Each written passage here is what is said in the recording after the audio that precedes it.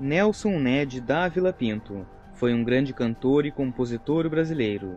Ele foi o primeiro latino a vender 1 milhão de discos nos Estados Unidos e acabou sendo um dos artistas mais premiados ao redor do mundo. Mas vamos lembrar um pouco mais sobre ele. Bem-vindo ao Acervo Virtual Geek. Já deixe seu like para fortalecer o canal. Caso não for inscrito, inscreva-se e ative o sininho para mais notificações. Toda a produção de Nelson Ned é brasileira. Tudo roupa, camisa, terno, é tudo. Só cueca que eu compro lá fora. Porque a minha cueca serve em qualquer um, porque eu sou pequenininho, mas tem algumas coisas grandes também. Filho do fazendeiro Nelson de Moura Pinto e da professora Dávila de Moura Pinto, Nelson Ned nasceu em 2 de março de 1947, em Ubá, Minas Gerais. Ele era o mais velho dos 7 filhos de seu Moura e Dona Ned, e também o único da família com nanismo. Na verdade, quando menino, seus pais perceberam logo que Nelson não se desenvolvia, e assim que foram ao médico, ele foi diagnosticado com acondroplastia, o tipo mais comum de nanismo, o que levou Nelson a ter 1,12 m na fase adulta. Seus 6 irmãos nasceram sem esse distúrbio, mas os 3 filhos de Nelson herdaram o nanismo. Nelson adorava cantar desde criança. Aos 4 anos, ele cantava os versos de Francisco Alves, o que chamava a atenção de seus pais. Ele se destacava por ter uma voz bonita e uma boa noção musical. Com apenas 12 anos, para ajudar seus pais, Nelson começou a trabalhar como secretário em uma fábrica de chocolate, onde cantava para os colegas na hora do intervalo. Seu pai começou a levá-lo para cantar em algumas rádios, até que em pouco tempo, ele começou a ser chamado para cantar em lugares noturnos, mas seu pai não permitiu. Então logo, a solução para Nelson foi se mudar para a casa de uma tia no Rio de Janeiro, para poder explorar mais sua vocação musical. E não deu outra. Algum tempo depois, sua carreira de cantor ganhava espaço em programas de rádio. Tendo seus 17 anos, ele cantava em boates noturnas, sendo escondido embaixo dos balcões dos bares sempre que passava o juizado de menores. Ele virou até reportagem em revistas conhecidas, como O Cruzeiro, e logo assina então seu primeiro contrato com uma gravadora. Uma pessoa que tem 1,80 m de altura como eu, gasta 3 metros para fazer um terno. Você gasta quanto? Eu gasto menos, mas o alfaiate cobra igual.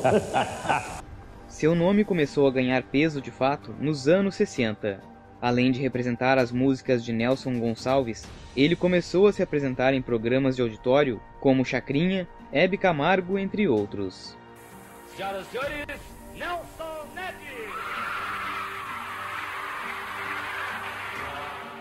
Foi em 1964 que Nelson gravou o primeiro álbum, chamado Um Show de 90 centímetros. Porém, Nelson não gostou muito disso na época e reclamou com a gravadora, pois ele tinha 1,12 m. Na verdade, a ideia de colocar 90 centímetros foi apenas para chamar mais a atenção do público. O disco não foi tão bem. Entretanto, Nelson começou a cantar sucessos internacionais, e logo, parece que começou a conquistar as pessoas com a música romântica. En general, se le conoce por la cantidad de medallas que trae en el pecho y a un romántico por la cantidad de heridas que trae en el corazón. Em 1969, Nelson se consagrou de vez com a música de sua autoria Tudo Passará, tema inclusive do Festival da Canção na Argentina. O sucesso foi tão grande que teve 40 regravações em 10 idiomas, e tendo vendido mais de 20 milhões de cópias no mundo.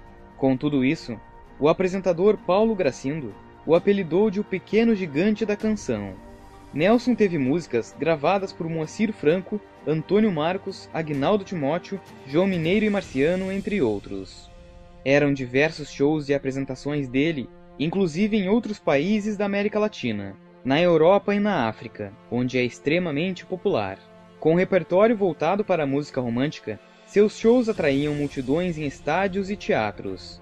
Nelson ganhou discos de ouro no Brasil e no exterior, tendo vendido mais de 45 milhões de discos, e tem em sua carreira um feito histórico: se apresentar no Carnegie Hall em Nova York, lugar onde se apresentava Frank Sinatra e também os Beatles.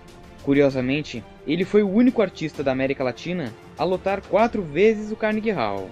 Chegando a ter até 5 músicas simultâneas nas paradas de sucesso, sua música se tornou tão popular que trouxe alguns incômodos para Nelson, como o cantor Matt Moron, que roubou a música Tudo Passará e transformou em Unlove Sunny.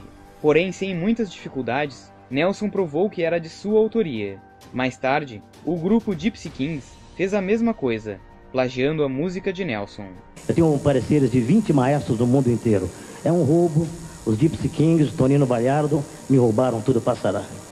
Se apresentando em diversos países, Nelson foi o primeiro artista latino a vender 1 milhão de discos nos Estados Unidos. Seu sucesso internacional era fora de comum. Ele era considerado uma das grandes celebridades, muitas vezes convidado de honra nas festas.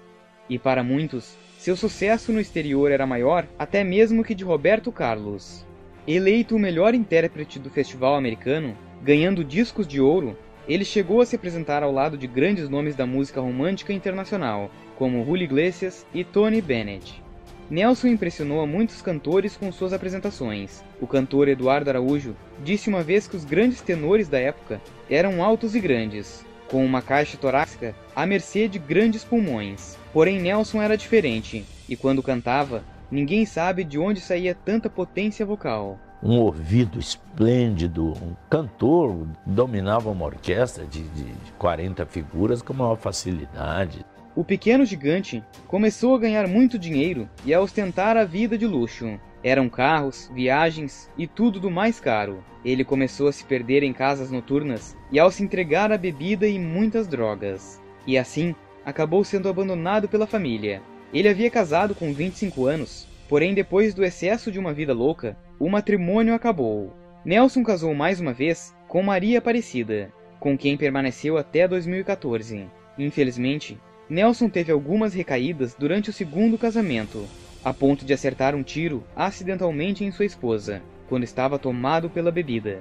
A partir de 93, ele decidiu que iria mudar de vida. Chegou a dizer que não queria ser o cantor mais famoso do cemitério. Logo, ele deu uma grande virada, se converteu à igreja evangélica e passou a trabalhar apenas com seu repertório religioso. E novamente, fez grande sucesso com suas músicas novas. E assim, vem outro disco de ouro. O meu lar estava totalmente destruído. Eu era um sucesso com as mulheres do mundo e um fracasso no meu leito conjugal. Um sucesso com as minhas fãs e um fracasso com os meus filhos. Maior do que um artista, tem que ser o homem que está dentro dele.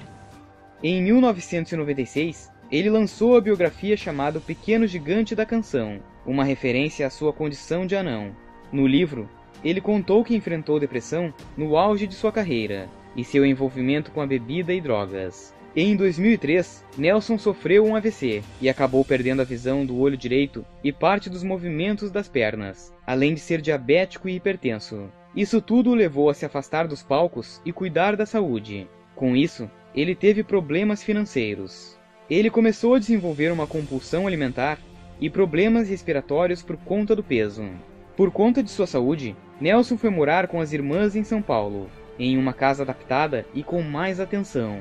No final de 2013, passou a viver em uma clínica de repouso na Granja Viana Cotia, próxima a São Paulo. Nesse período, sua esposa passou um grande susto e muito trabalho, pois a casa do casal pegou fogo por conta de um aquecedor, e quase tudo foi perda total. Porém, Nelson não ficou sabendo sobre isso, pois ele amava tanto a casa que os parentes acharam melhor não contarem a ele. Infelizmente, sua esposa não havia para onde ir e continuou morando lá, pelo menos com o que sobrou do imóvel. Poucos dias depois, em 4 de janeiro, ele deu entrada no Hospital Regional de Cotia, com infecção respiratória aguda, pneumonia e problemas na bexiga. Nelson Ned acabou falecendo no dia 5 de janeiro de 2014, aos 66 anos de idade, devido a complicações de um quadro de pneumonia.